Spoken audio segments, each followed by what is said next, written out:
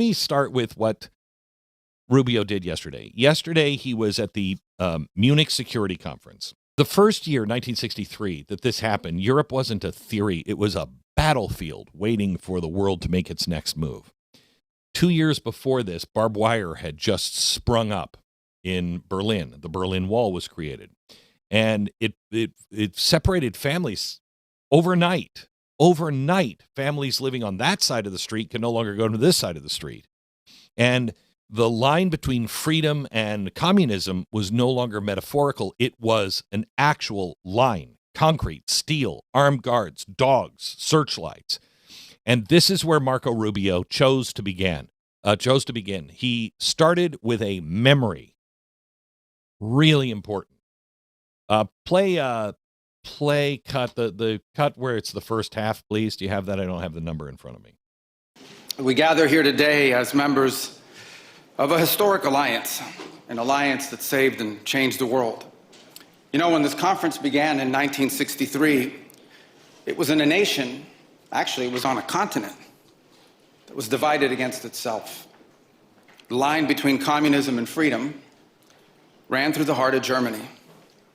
The first barbed fences of the Berlin Wall had gone up just 2 years prior. And just months before that first conference, before our predecessors first met here in Munich, the Cuban Missile Crisis had brought the world to the brink of nuclear destruction. Even as World War II still burned fresh in the memory of Americans and Europeans alike, we found ourselves staring down the barrel of a new global catastrophe, one with the potential for a new kind of destruction, more apocalyptic and final than anything before in the history of mankind. The time of that first gathering, Soviet communism was on the march. Thousands of years of Western civilization hung in the balance. At that time, victory was far from certain. But we were driven by a common purpose. We were unified not just by what we were fighting against. We were unified by what we were fighting for.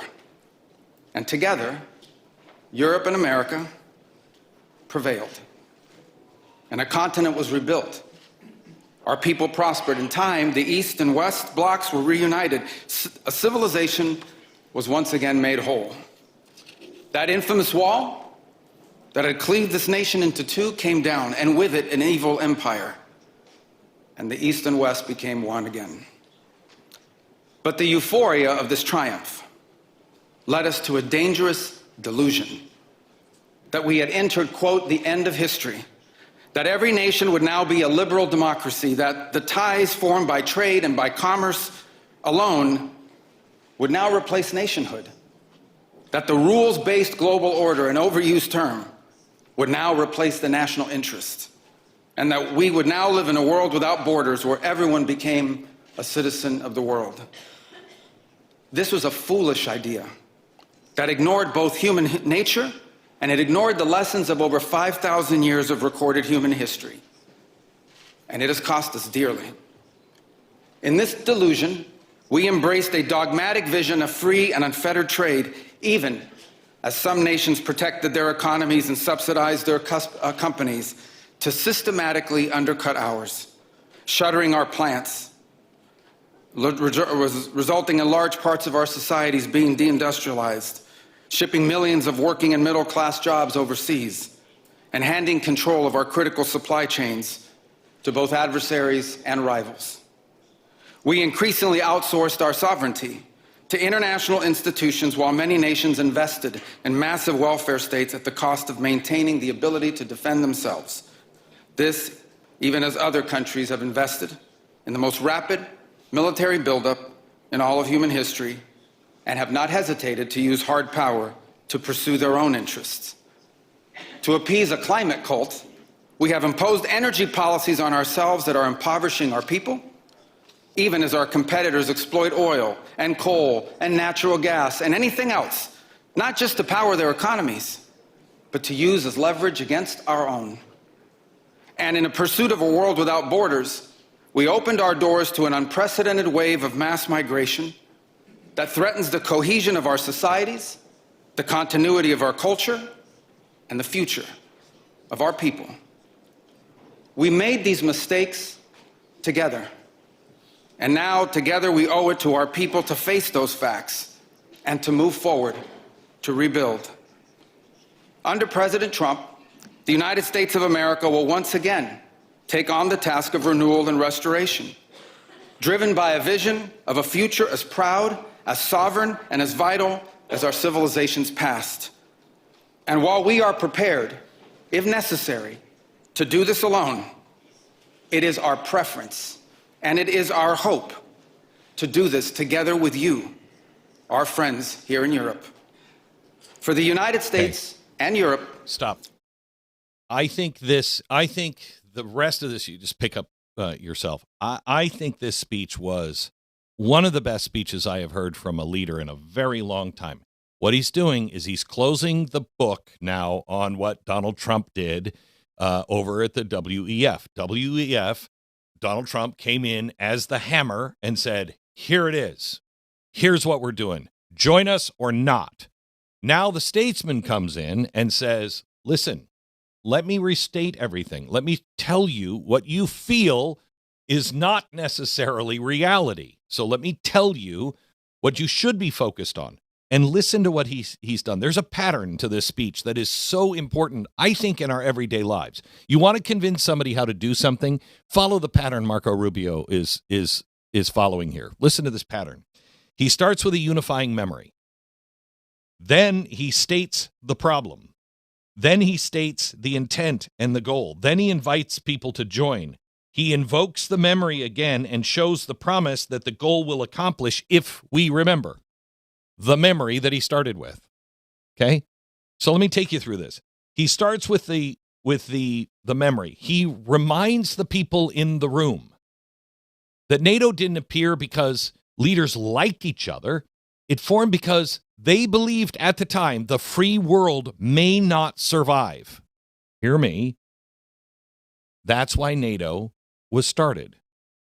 Because they didn't know if the free world could survive without this organization.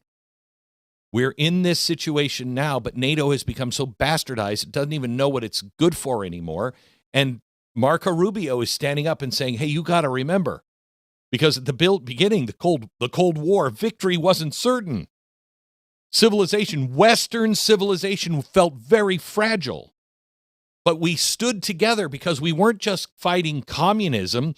We were fighting for something, not against something. How many times have we said, I'm so tired of fighting against. I just would like to fight for something. That's what he's inviting them to do. He's reminding them that at the beginning, we fought for a shared history, a shared culture, a shared faith, shared sovereignty. The idea that people should govern themselves, that we weren't communists, we didn't silence people. And then he argued that we fought for this whole time, but when the Berlin Wall fell, we made a fatal mistake. He calls it the dangerous delusion, the end of history, okay? The belief that the markets would guarantee peace, that everybody was going to be the same in the markets. And it just didn't make any sense when it was said, and you knew it and I knew it, but somehow or another all these people didn't know it, all the leaders of the world, that they believed that national identity could dissolve into some global system. But that's not true. That borders didn't matter anymore, that money didn't matter anymore, that we could deindustrialize ourselves. We could get in bed with our enemies because maybe it was going to be good and we can change them. And then he said something really important. We made these mistakes together.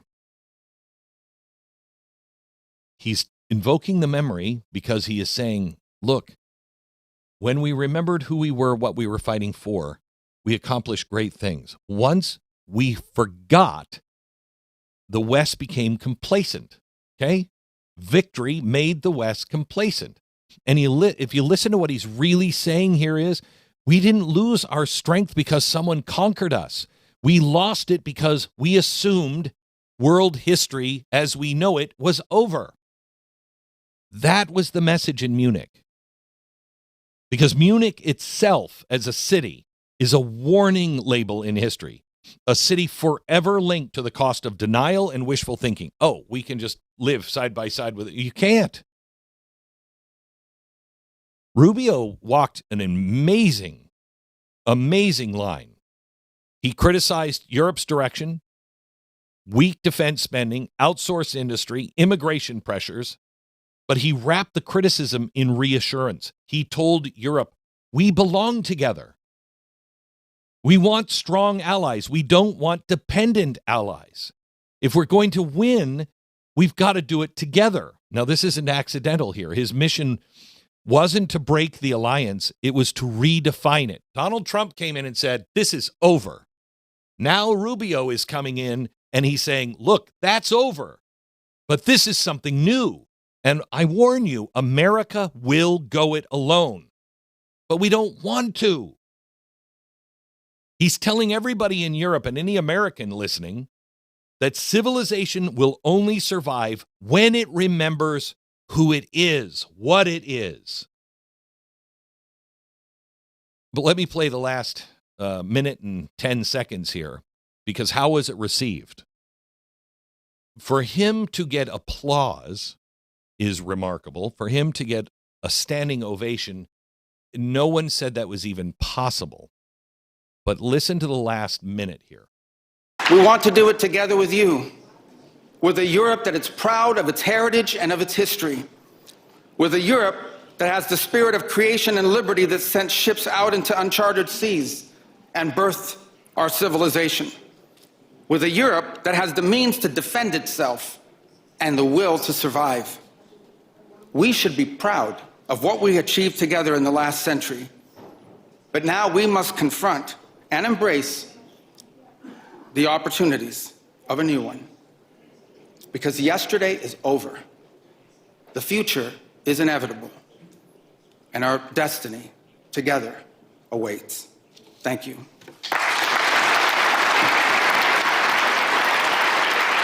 And they begin to stand. Slowly at first, and by the end, everyone in the room is giving him a standing ovation. That was an epic speech. Ricky just asked me a question. Why does it matter?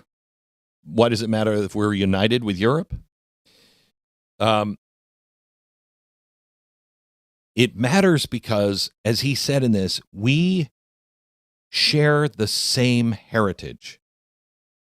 If we lose Europe, if they lose themselves, we're the last bastion of Western heritage that is standing. And that's not good enough for the world. Western civilization changed the entire world, you know? And what he's trying to invoke there, he's trying to say, look, do you understand where you are in history right now? Do you remember in the Berlin Wall, soldiers staring at each other through rifle sights? Freedom was at stake and people had to stand every day. And if you don't do that, then tyranny wins. But they stood because they remembered the war. They remembered the camps. They remembered the silence that comes when good people convince themselves somebody else is going to handle the danger. That's what happened last time. And because they remembered, they acted. He's begging them, remember who you are. Because memory demands something of you. You know, when you remember that you've seen this story before. You know where the road leads. And memory doesn't let you pretend that you didn't see the warning signs. Success makes us forget. And that's what he went into. Success, the Berlin Wall coming down. We all believed history was over, and we thought freedom was automatic, and we traded our vigilance for comfort, and we assumed that technology and markets and good intentions could replace courage. And history, patient, relentless history, has stepped up to the plate again, as it always does, and taps us on the shoulder and says, wait a minute, your survival is not guaranteed. And you guys in Europe are going to fall before we do. And that line, one of my favorite lines in the speech is, you have to make the choice. Survival is a choice. It's not inevitable that you survive. It's not inevitable that we fail. It is our choice. And that choice should be enough to wake us up. But is it? The real question remains of whether we're going to remain free if we choose to remember who we actually are. So he was speaking to Europe and did a great job. Let me speak to you. Are you teaching your children who we are? Can you defend the principles that made us free? Do you remember the sacrifices that built the world that all of us inherited? Or are they just old stories that no longer apply? Every generation faces this decision, but we are a generation that doesn't have the family sitting around at the dinner table, forced to listen to the elders at the table tell the stories of where we came from. We've lost so much of this. It's not just the schools, it's our families as well. The generation of World War II chose survival by sacrifice. The generation of the Cold War chose survival with courage and patience. But we, I think, face the toughest of them all because it's comfort. Are we going to live in this denial and slowly come to our demise where we will wake up at the end and we're going to be very uncomfortable in the end? But are we going to wake up out of our comfort and choose freedom? Forgetting is really super easy. That's why I think it's the worst foe we could face. Because forgetting feels compassionate. Forgetting feels modern. It feels safe. But forgetting is how civilizations sleepwalk into decline. Memory is what keeps the lights on. Memory tells us freedom requires limits and responsibilities. Memory tells us the people who built this world were not perfect, but they understood something we risk losing. Survival requires intention.